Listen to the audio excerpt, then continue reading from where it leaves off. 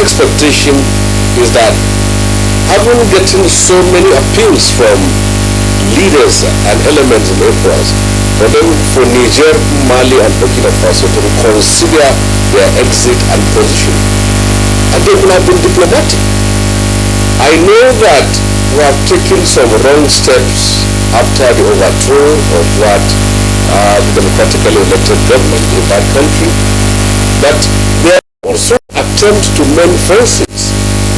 At a certain time, I saw the chief of defense staff visiting Niger, and I saw the minister of foreign affairs and some other representations all trying to mend fences. That was a good opportunity. What is happening in Niger today, if you look at it, since the collapse of the regime in Syria, there is this fear that Russia, that has provided the reinforcement, the arms, the protection for the government of Syria, has its hands full in Ukraine. And if we cannot protect Assad in Syria, how can it protect the three military regimes that are aligning themselves with Russia? I have read it somewhere.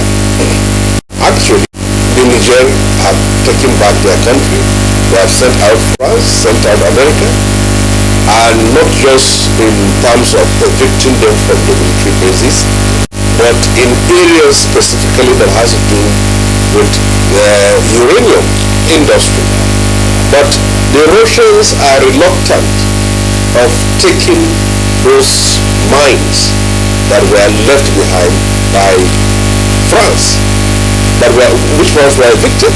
Now, Sani is looking for a scapegoat, and he believes that by escalating the problem, he will have a reason to provide to his people, because when you are occupying the position of that military regime, you always look at your back and shoulders of what may happen to you at any time.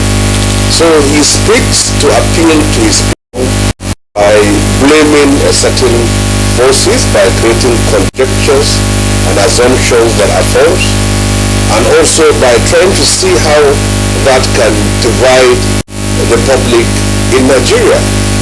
As far as I'm concerned, I think ECOWAS must move collectively. Niger, Burkina Faso and Mali have the choice to isolate themselves in what they call alliance of Sahelian states, or they come back to the fold of ECOWAS and work on a regional level. The situation we are in West Africa today is one in which there is a need for all nations to work together to confront a common danger and common evil that is threatening to extinguish our own people. Niger and Nigeria have a common enemy, fighting terror. At a certain time, there were over 100,000 Nigerians from Katsina State and parts of Zamfara State and were seeking refuge in Niger. And we also have Nigerians who have moved into Nigeria. At a certain point, we have seen the multinational joint action between Nigeria, Niger and Chad achieving results in the Lake Chad region. So even if you want to pull out yourself from ECOWAS, but we still have a common enemy who is not bothered whether you are in ECOWAS or not, and that to those enemies, both Niger and Nigeria are targets. So as far as I'm concerned, my own position is that Nigerians should never take such allegations with a pinch of salt, because what he is saying, he has no proof, is simply putting one and one together. And then secondly, the challenges we face as a country today demands cooperation with our neighbors. Niger alone, with Burkina Faso and Mali, they can fight terrorism. They are now military, it's a military government that are in power. But the fact was that when military takes over power, they can confront and annihilate the terrorists at a go. But it's so clear were the attacks by terrorists in Mali, Burkina Faso and Niger on military targets, on civilian targets are continuing. Even Russians were killed. So your best bet, the best bet of all of us is to work together to confront this common danger and see how we can protect our own country.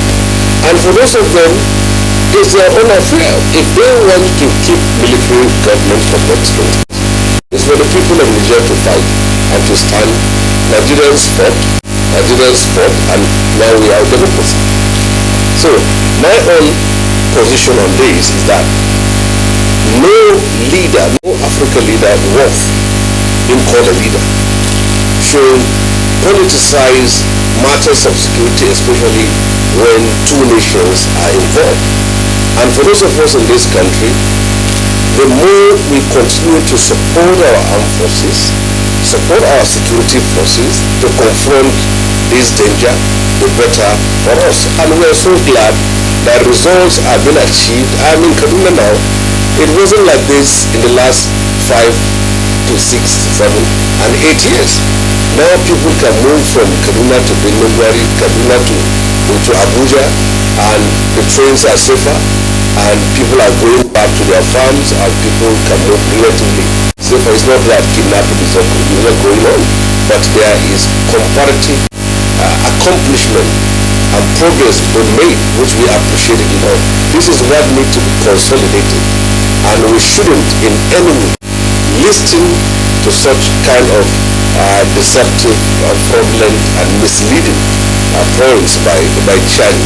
But we need China to work together with us, because Niger cannot be safe if Nigeria is not safe, and vice versa.